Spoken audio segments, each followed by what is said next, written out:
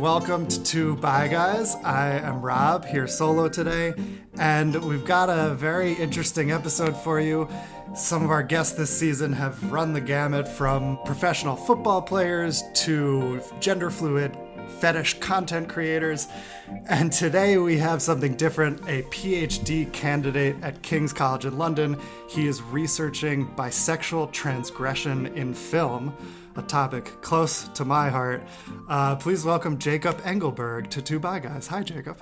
Thank you so much, Rob, for having me. It's such a pleasure to be here. It's nice to finally meet you. I forget exactly when I started following you on Twitter, but that is sort of how we got in touch. And I just remember really being drawn to the stuff you were tweeting and some of the articles you were writing. So I'm very interested to get into this next level of bi representation and what all this stuff means.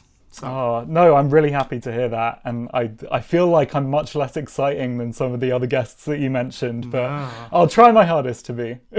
No, this is the important stuff, because I think on bi Twitter, which is like a big thing, and bi Twitter is like a much bigger portion of Twitter than bisexuality is in real life, I think. And, you know, something I've noticed being on bi Twitter for the last couple of years is we end up going in circles sometimes and talking about a lot of the same things. And like, it's on the one hand necessary because there's so many myths and misperceptions, but on the other hand, it's like I'm getting tired of dispelling myths and stereotypes, and I'm getting tired of the idea that we have to do that, which you've written about. So before we get into your research, why don't we start with what are your pronouns? How do you identify? And why do you use whatever labels or words you use? So my pronouns are he, him, and I identify as a bisexual, queer, Jewish, radical leftist guy. And cool. Yeah, I suppose to focus on the bi one, I think I remember hearing the word as a kid and thinking that was like, oh, there's finally a word for that thing that I've been feeling. And even though I didn't come out until much later, it always stuck with me that there was something there that resonated with me. And as I got older, I got more interested in bisexual history and bisexual politics, which is quite difficult to come across unless you go searching for it sometimes. And then it felt like I was, part of this kind of legacy that I'm very proud to be part of. Interesting. I mean, I love relating the Jewishness and radical leftism to this, because I also identify as both of those, and I never quite made that connection to bisexuality until later in life. So we could talk about that in a bit. But when you say you had some thoughts as a kid, but then you came out later, when actually was that? How old were you when you had those first thoughts, and what led to whenever you did come out, and when was that? I mean, I remember being like a very sexually curious kid. From like a very early age, I wanted to know what this like sex thing was, and what like all the adults did, and like all the jokes that they were having and whatnot. And yeah, I remember I would like set the VHS player in my family home to like record late at night, just in case there was something like sexy on, and then I'd get up really early in the morning to like watch it in private. This is like the age of like 5 or 6 or something, and I could have really been scarred by that, but luckily I wasn't. Wow. But yeah, and I didn't actually come out till I was 19, which it felt like that was late at the time, because I did have an awareness of my sexuality all before then. But I think the important thing for me was to come out in an environment where I would feel safe, and an environment where I'd feel believed as well, which I think is quite an important thing for bisexual men, is that you don't want a coming out experience where people say, he's just gay and he's gonna get there. Yeah. So I had to be kind of sure that I was in a social environment where I didn't think that was gonna happen, and that wasn't really until the age of 19.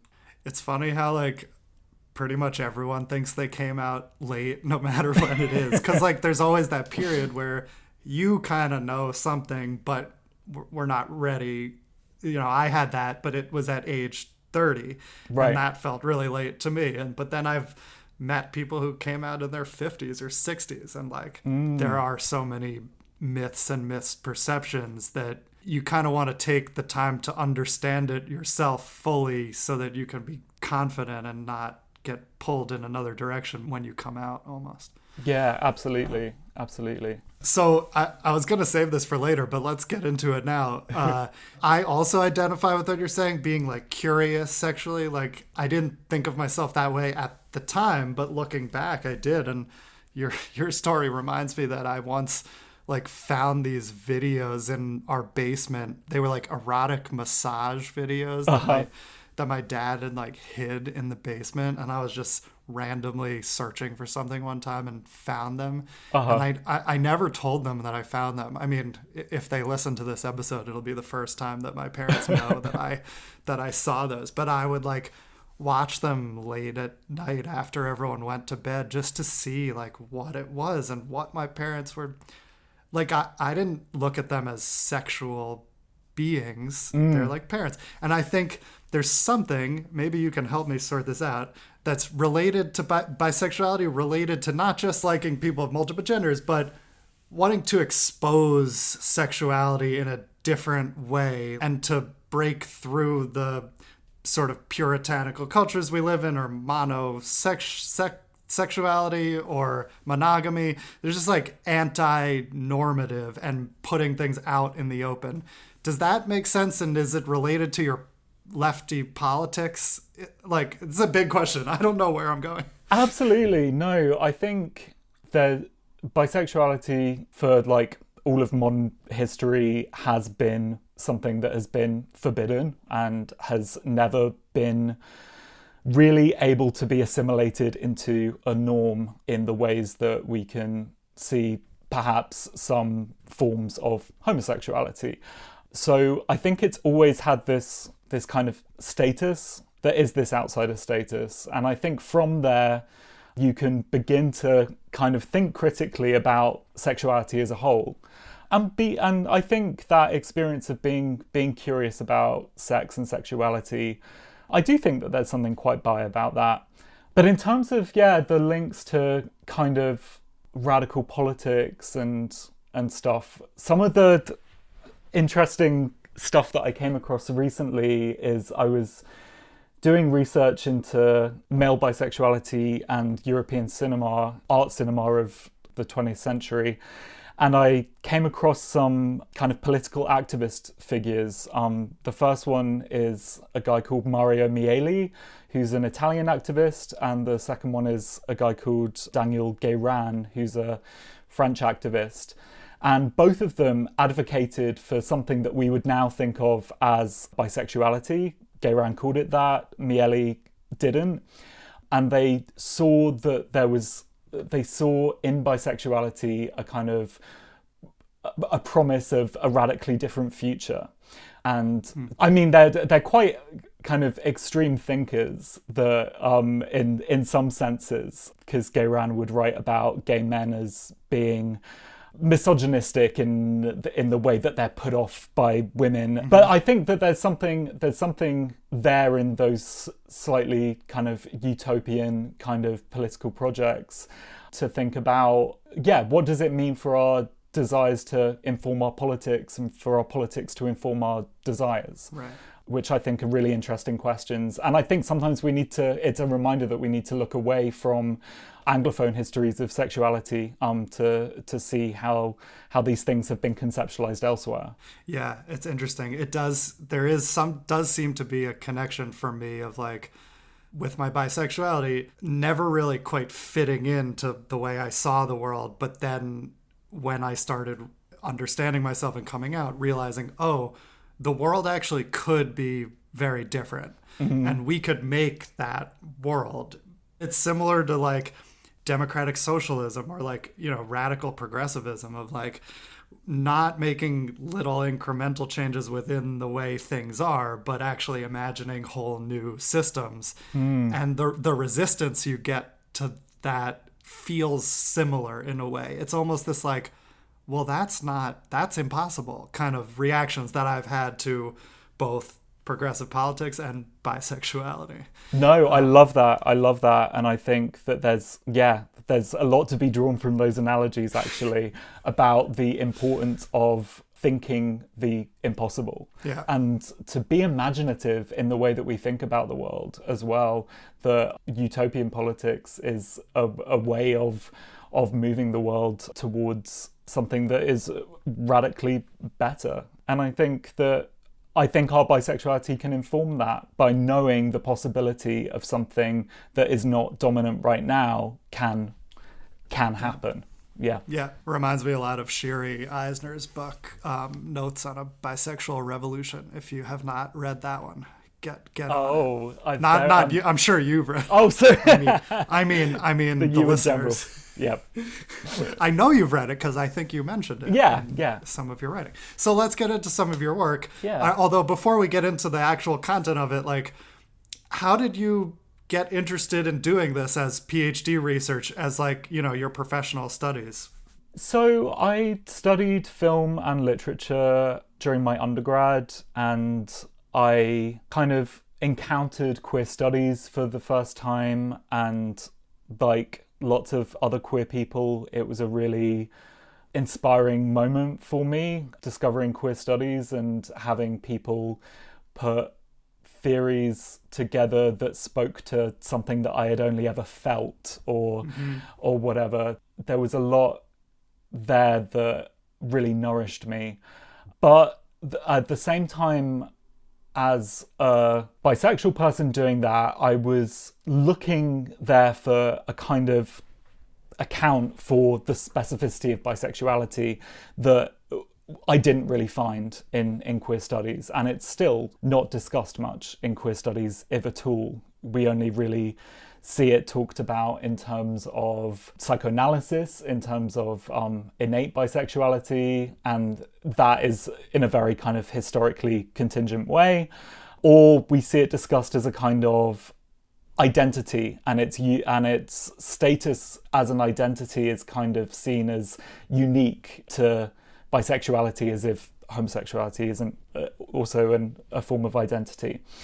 But it wasn't until my MA, which was a degree that was called sexual dissidence, that I began to engage with those things that I was talking about: bisexual history, bisexual activism, and also learning about bisexual theory, which was a thing that came about in the aftermath of queer studies as a direct response to it, that really challenged the way that monosexuality got naturalized within queer studies.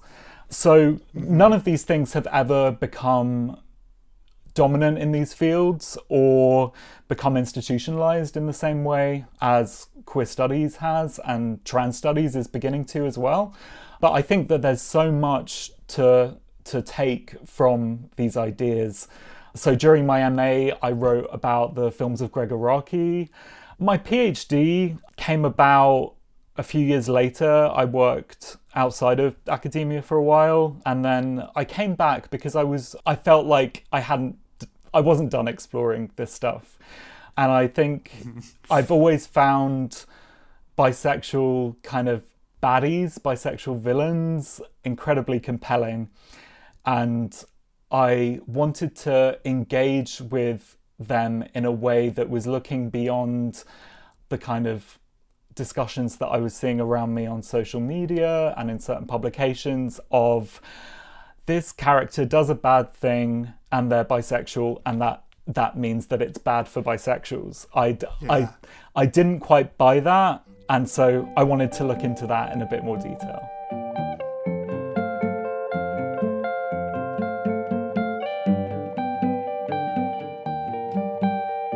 I actually had never seen Basic Instinct until this week. I watched it in preparation for this, and I watched it with, you know, some of the stuff you've been writing in mind, and I loved it because I just like enjoyed what it was, and I let go of that idea that you're talking about, that a bad person who is bisexual on screen is bad by representation. So let's get into that. I mean, Sure. in real life, bisexual people, to be good representatives of our identity, we just kind of have to be and exist and be out if possible and be open and honest. However, when you're talking about film or TV, bisexuality has this sort of need to be witnessed or proven within the film or show itself, and that often just gets reduced to the character being with a man and a woman within the course of the film or TV. So how do you talk about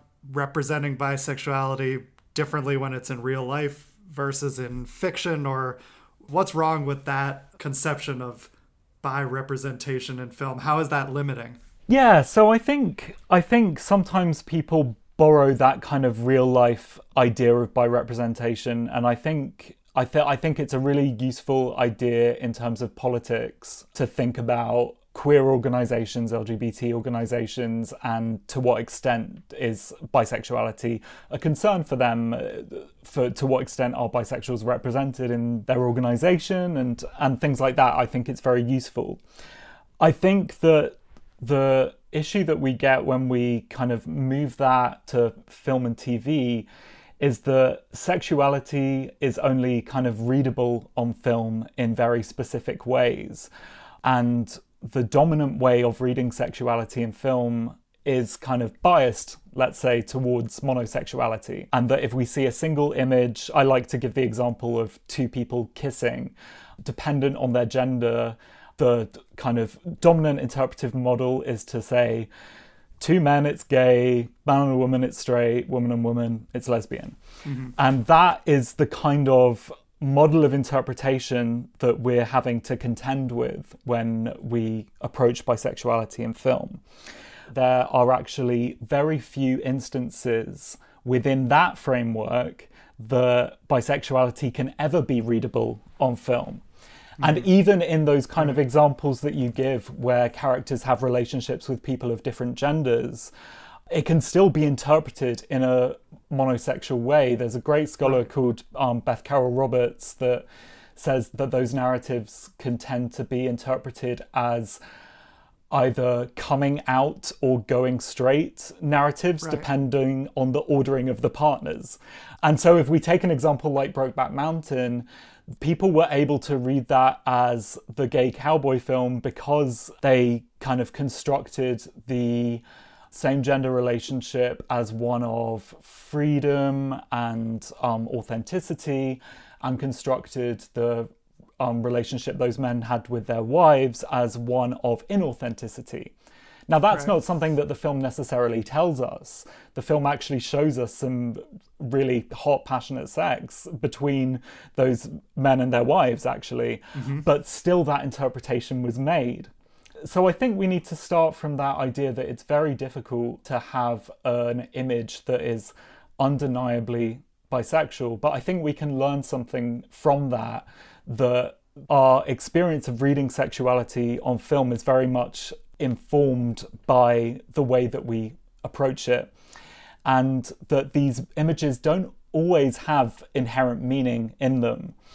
So in terms of how I approach that, given there are those problems and that you can't always say that something is definitive bisexual representation or not, I am interested in the instances in film where monosexuality kind of fails, where monosexuality kind of gets undermined in a moment. And I look to those moments to think, what's going on here where a bisexual possibility kind of enters the fold? That's my way of kind of avoiding what would be quite a boring project of saying, no, all these films are actually bi and they're not actually gay. But thinking instead about what, if we kind of attune ourselves to thinking about how bisexuality might emerge in certain ways, what might we discover there? I love that. And I loved reading that part in your work about how depending on the order of events, it can be interpreted through this monosexual lens. And I look back and I think to myself, well, I never connected with those coming out narratives. They didn't quite feel like me. And I think in my head at the time, Brokeback was that. I interpreted it through that lens. And a recent example of when my brain was a little bit more attuned to this stuff was Call Me By Your Name. I connected with it so much, and I saw him as bi, both of them as bi, but even sort of regardless of the label, I just connected with those experiences in whatever order, and just it felt so true and real, whatever moment we were seeing. But even that one was interpreted by many critics as a gay coming out story, a gay coming of age story. No, absolutely. And I think that I had a very similar experience watching it, that I was so kind of overjoyed that in a film that centered around this queer love story and that was being marketed around that we got such kind of meaningful scenes of the relationships between Elio and the girlfriend that he has. Yeah. And to have that so kind of front and center felt very special to me. And it's interesting that there are some gay critics that saw that as homophobic almost, that it kind of like undermined the gay love story in that. I'm actually writing a chapter for a collection on Call Me By Your Name next year. Cool. So I'll be able to flesh these ideas out a little bit more.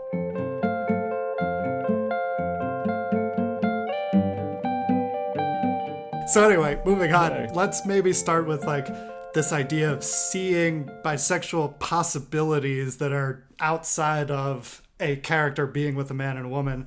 And I would love for you to start with an example that you wrote about that I thought was so interesting. How do you pronounce it? Sallow? The movie Sallow? Yeah. The movie Sallow and the genderless asses in Sallow. Can you tell us what that's about? Yeah, so Sallow's a very interesting film. It kind of has a reputation for being like one of the most shocking films or disturbing films ever made. And it's by a director called Paolo Pasolini. It was made in 1975. It's his final film. He was murdered shortly after, actually. Oh, God. And yeah, I mean, that's a whole story in and of itself. I think the most likely theory is that he got killed by a rent boy, but we don't know why. Well, you know, these murder podcasts are much more popular than ours. Maybe we should do like a bisexual murder podcast. Okay. Oh my Lord! I'll save that for the next iteration of this podcast. I'm actually really interested in bisexual serial killers and how they're talked about in the media, but that's something else. But it would be a hit. Okay. I'm sure. New podcast idea. Let's talk tomorrow. Okay. But yeah, I take. So the story of Sallow is it's adapted from a book by the Marquis de Sade, in which a bunch of libertines abduct a group of teenagers and torture them in horrific ways, and it's all very sexual as well. And Pasolini takes this story but applies it to fascist Italy in the kind of final years, or I think it's implied that it's like the final days of Italian fascism. And the film is interesting in as much as it's a really interesting exploration of fascism, but also fascist erotics. And what it does is it kind of really uncomfortably puts you in the position of the fascist or the abuser. And then if we perhaps feel aroused at the things that we see, or some of the scenes are really quite sexy, then there's this ethical dilemma that we have, basically. And so I use an example from the film in which a kind of competition is set up by the libertines to ascertain which of their captives has the best arse. And the way that they do it is they position them all on the floor with their heads down and their arse up in the air. And one of the libertines comments that this kind of layout is the best, because if we don't know what gender they are, then we can be truly impartial. And I just found it such a kind of fascinating moment where a kind of very significant kind of social transgression of this horrible kind of torturous, abusive environment and these kind of depraved libertines games is aligned with a kind of bisexual erotics of wanting to have a kind of desirous setup where we are looking beyond gender. Yeah. It's I like the phrase you used, fascist erotics, which I have never heard that phrase before. I'm not sure how much I want to dig into that phrase, but yeah. you also in your writing describe eroticism as like a violation of rules, that sort of is what makes something erotic sometimes, I guess. And here, I want to read something you wrote that I thought was a very interesting line. You wrote, "I suggest we can observe a cultural menage a trois between transgression, eroticism, and bisexuality." And your dissertation is about bisexual transgression in cinema, and that there's a connection between those kind of film transgressions and the societal transgression of bisexuality.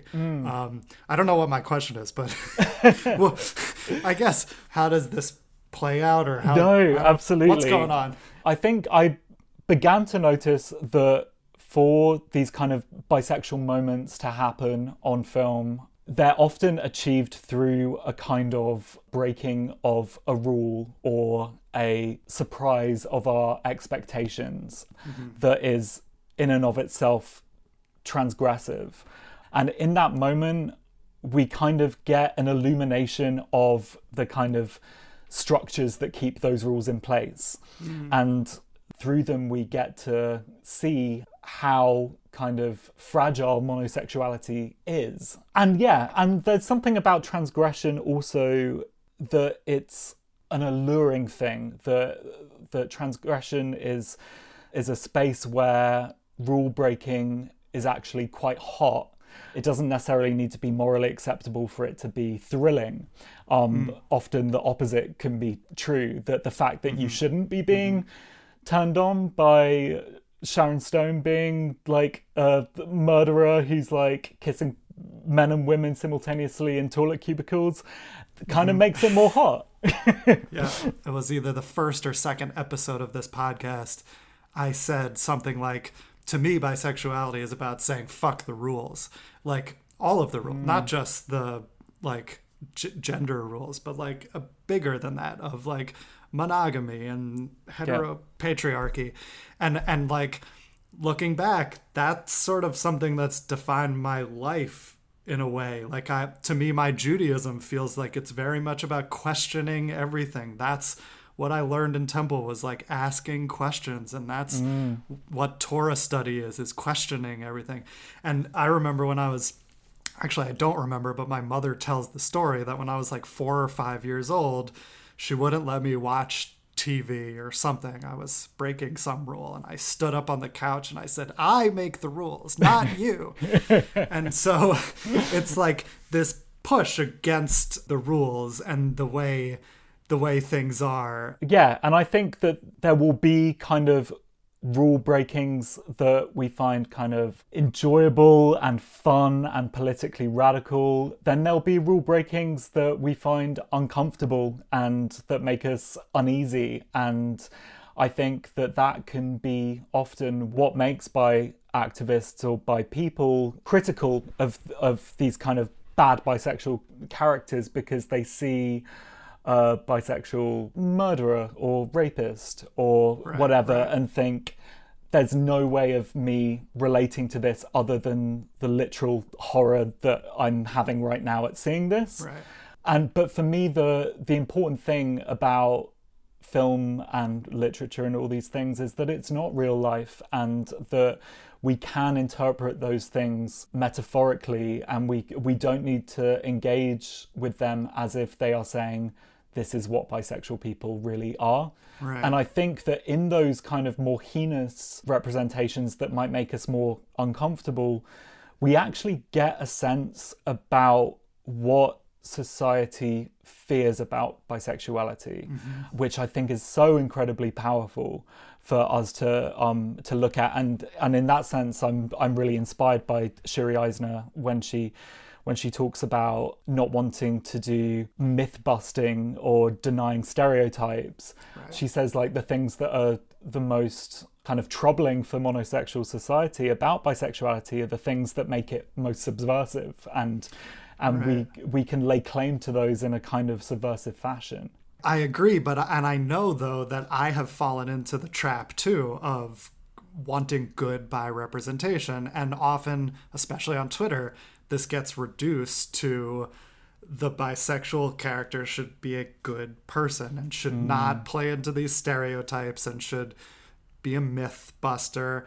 And that ends up being so limiting in terms of what you can do creatively. And as you're saying, it implies that the way that a bisexual acts on screen is representative of the way bisexual people are.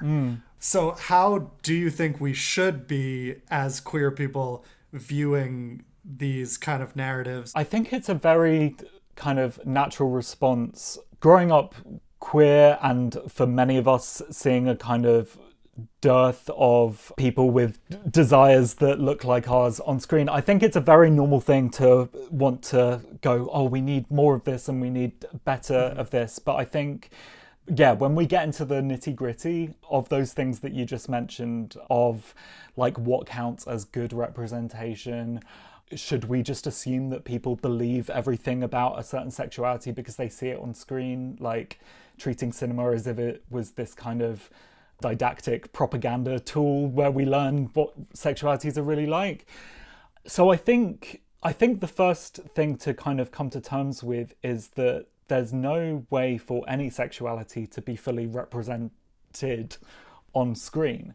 We're only ever getting iterations of sexuality that are never going to be, they can never be accurate, they can never be complete. So I think we need to look both at the content of films, but also at the ways in which we watch films. Yeah. So in terms of the content, there's some really interesting discussion to be had around when and how bisexuality makes itself known.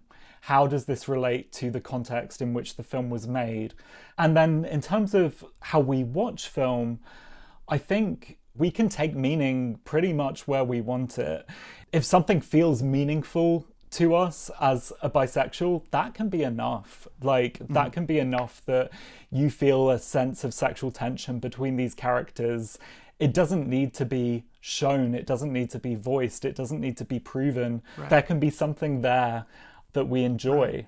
And that's without sounding too pretentious, that's the beauty of art, is that we can interpret these things and they can be meaningful for us in different ways. Yeah, it's always like looking at movies and film that way, from how it speaks to you and what you see in it, is almost a queer way of looking at film. Absolutely. And it's a queer tradition. I mean, this is why queers tend to love classical Hollywood, because we love to read between the lines and right, and find in Marlene Dietrich and I'm forgetting people, Marlon Brando or whatever, to find these moments where we're like, oh yes, that moment. Right. Well, and working on Law and Order SVU, I literally watched that kind of stuff happen in real time, because there would be stuff in an episode and our fans would notice these beats, these little looks or these little moments that they saw queerness in. And most of the time it was not the intention, but even if it's not something is not intentionally queer, if people read that from it is. Right. I also think it's not that those clear, quote, good representations of a bi person shouldn't exist, because, in fact, when I heard Rosa Diaz on Brooklyn Nine-Nine say, I'm bisexual, I cried because I realized it was the first time I had heard that out loud and it spoke to me. And had I seen a representation like that when I was younger, maybe it would have broken me out of my binary way of thinking sooner. And that kind of stuff has been sort of hidden. However, stuff like that is great, but it can't be the only way that we portray bisexuality on screen. And it can't be the only kind of representation that we're searching for. And it's like Basic Instinct. The bi angle of it adds this like tension and questioning that there's something bi about that idea in addition to just she kisses a man and a woman. You know? Absolutely. But I also think in that film you get this idea of her being kind of unable to pin down and inscrutable in ways that I think really mirror how bisexuals are conceptualized in wider society. And for some reason it makes a lot of sense that we get this kind of erotic thriller detective narrative going on, because our whole kind of regime of sexual knowledge that we have is always quite troubled by the presence of bisexuality. Right. It's like what you mentioned earlier and what you've written about, which is like the bi representation isn't just about the bi person on screen. It's about the reactions of those around that person. And in a way, when the bi character is a bad person or plays into stereotypes, it reveals the ways in which the society at large around us actually does react to bisexuality. And so in that way, it's almost good, accurate representation of the challenges we face. Right. I mean, if we're going to call anything accurate, it's that it kind of accurately gives us a sense of the social anxieties that exist in society. Right. And that's something that I've definitely been inspired by Shiri Eisner's work, is that we get a sense of what society is anxious about. It's anxious about I just read a really great book called it's called The Bisexual Mirror. It's written in French and it hasn't been translated, but the author Catherine Deschamps writes about the kind of assumption that all bisexuals are non-monogamous is rooted in people's fear about not being fulfilled by monogamy. And I just really like that as a kind of idea that it can be a kind of transference of society's fears about itself onto the figure of the bisexual. Another thing we've been trying to talk more about on the podcast is gender fluidity and how that relates to sexual fluidity. And you wrote about how in film also, like, as gender becomes more fluid, so does sexuality. And so what are some of these narratives you've seen, or how do we look at those should we look at those as bisexual? Are they just kind of queer? Like, no, I think that when we have narratives of gender transition, there is the potential is opened to think beyond binary ways of thinking about gender. And often in those processes, in narratives where that person has relationships with people, the idea that one is either gay or straight is also opened up.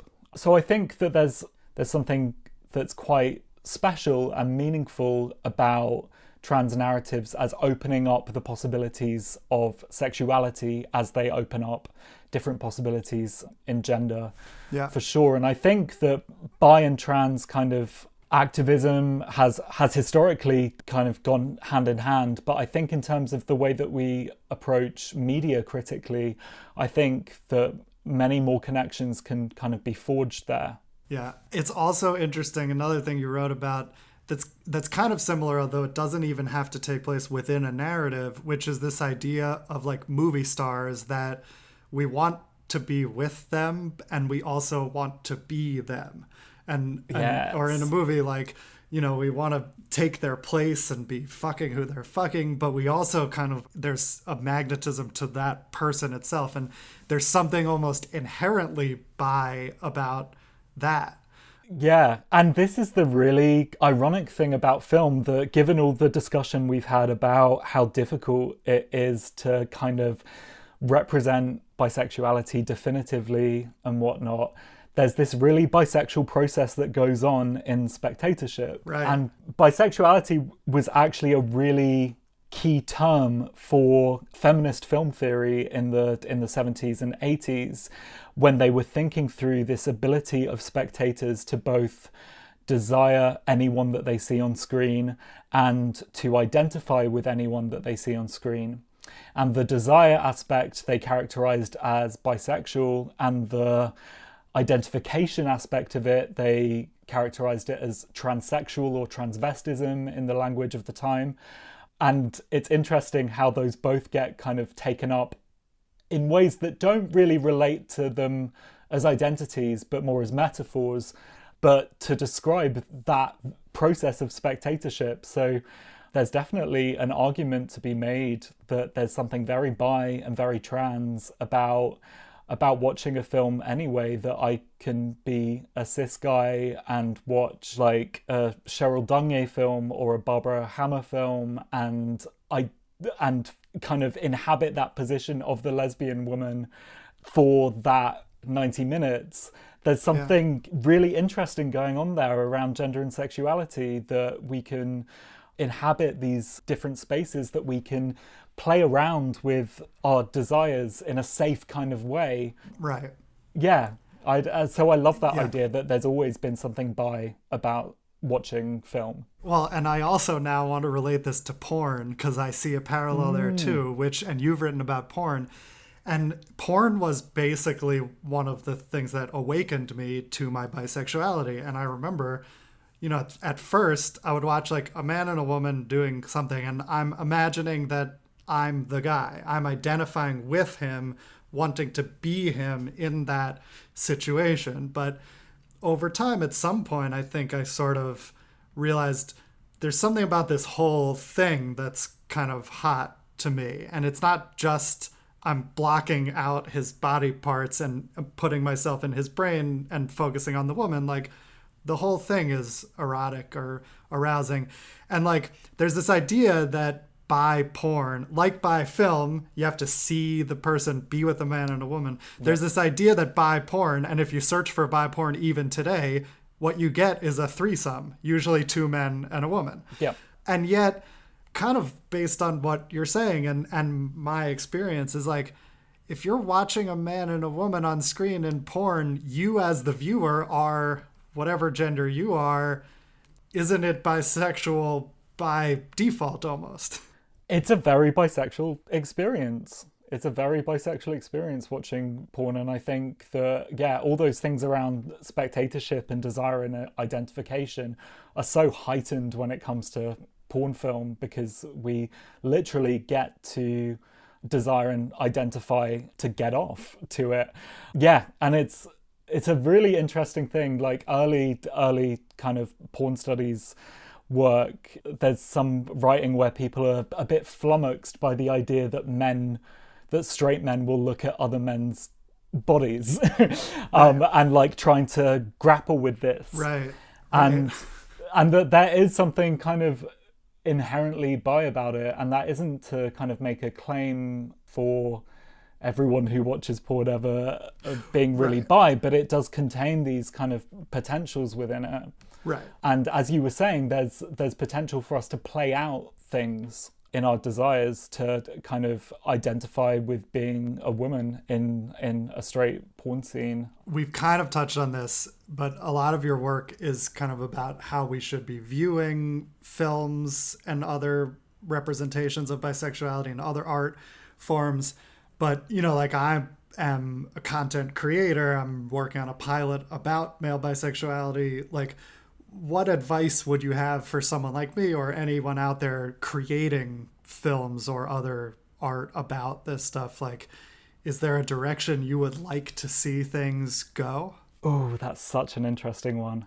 I think the first thing that I would say, which is something that you probably already know, that whatever you intend something to be doesn't mean that people are going to take it that way, and that's going to be something that you have to live with as a content creator, that even if your intention is to kind of do something or make some kind of intervention, it might not be seen like that.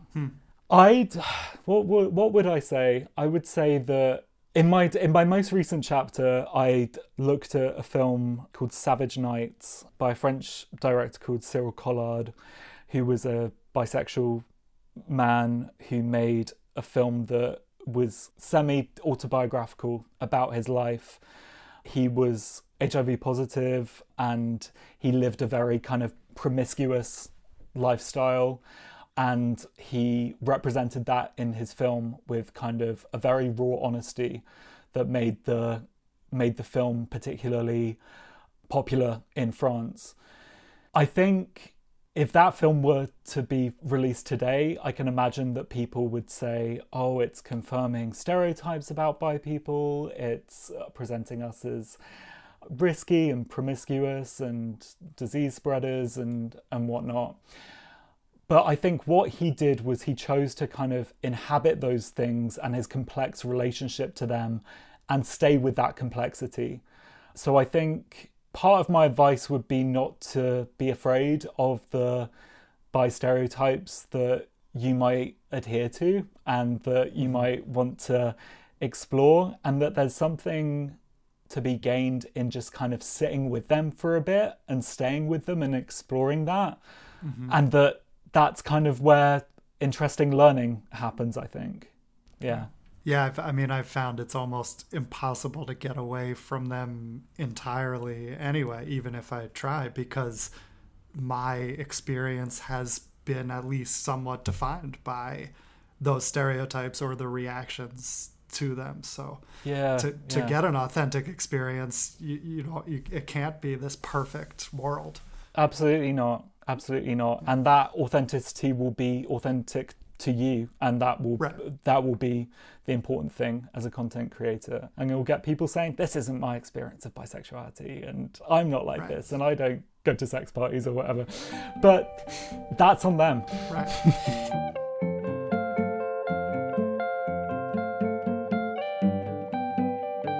So I want to talk about one last thing that isn't exactly the focus of your research, but you did publish an article and kind of jumped into the fray on this issue.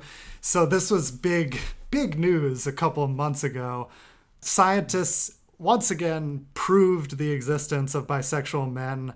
I believe it was a meta-analysis, a study of other studies that looked at physiological responses to erotic stimuli, to porn, of men and women. And they thankfully determined that bi men are real. I guess like the worst case scenario would be the opposite. But at the same time, the existence of this study and the way that they looked at this is not only, in your opinion and my opinion, pointless, but also possibly harmful. Yeah, so the thing about these, I think we need to look first at the kind of test that this is. So it was developed by a Czechoslovakian sexologist called Kurt Freund, who developed this test, which is basically a gauge that you put around someone's dick and then show them erotic material and you see how aroused they get.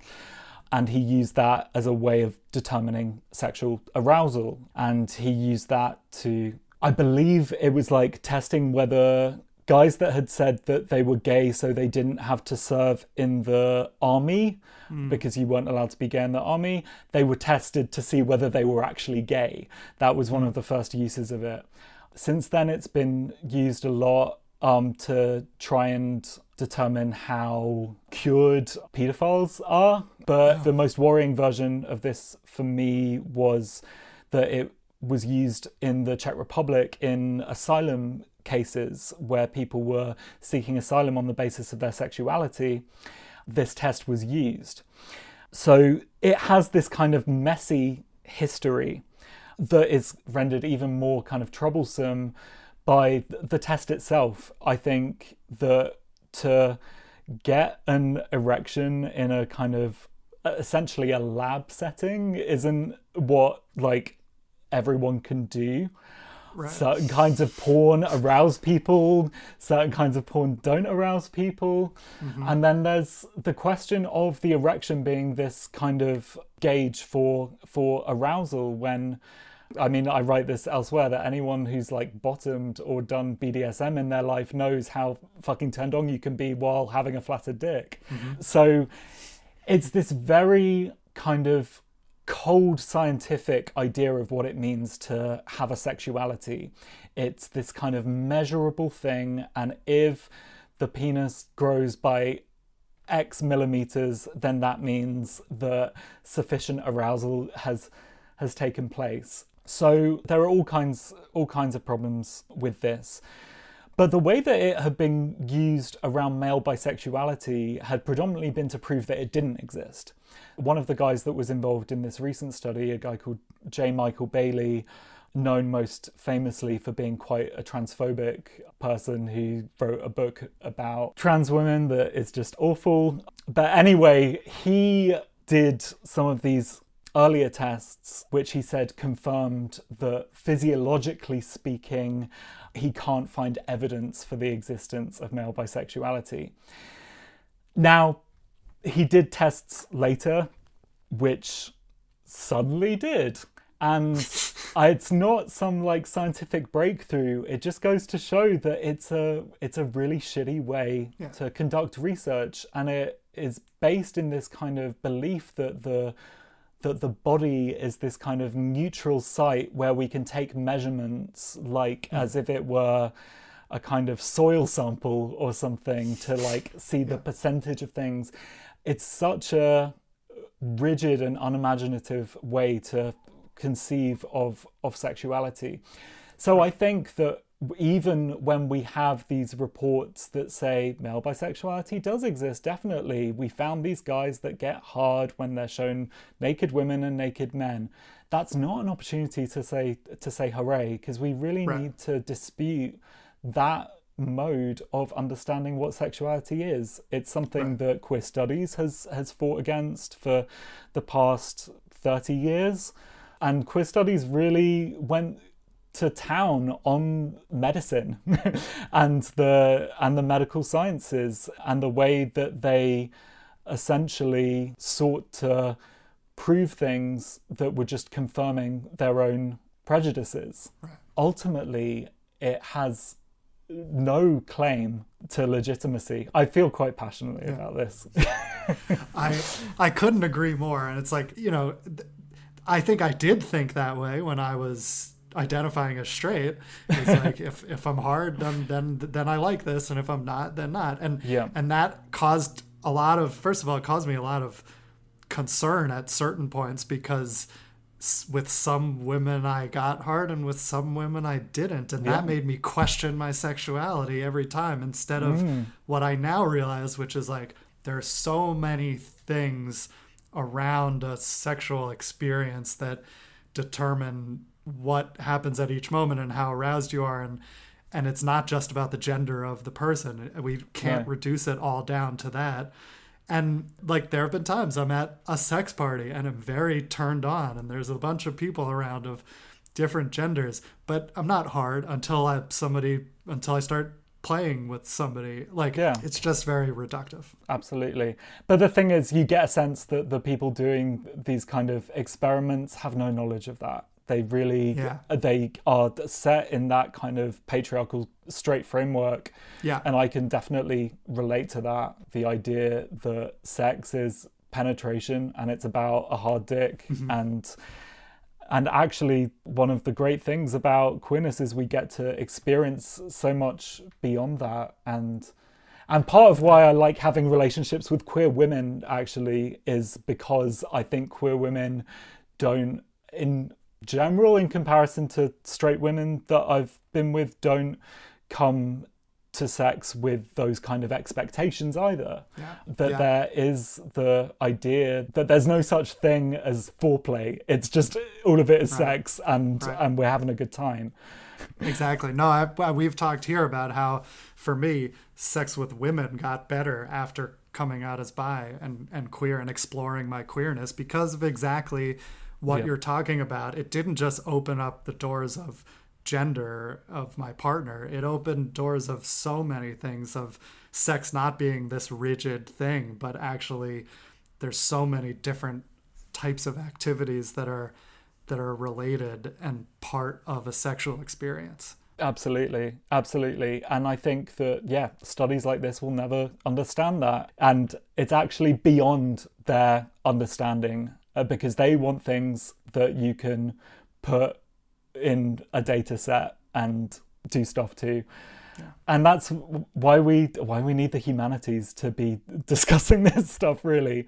That we sometimes need to go, I love the sciences and they do some excellent stuff, but actually this stuff, you're not needed here. We don't need you here. All right, great. Nice. That's a perfect place to stop. Thank you so much for being here on Two Bi Guys, Jacob. It was nice to finally meet you, and I look forward to the dissertation being published and whatever else you continue tweeting about. Thank you very much. Fingers crossed they'll get a book out of me one day. Great. Thanks again. Thank you so much, Rob. Two Bi Guys is created and hosted by Alex Boyd and me, Rob Cohen. Our logo art was designed by Kaitlin Weinman, and our music was composed and created by Ross Mintzer. Season 2 is executive produced and edited by me, Rob Cohen, and produced by Alex Boyd and Moxie Peng, with support from IFP. Thanks for listening to Two Bi Guys.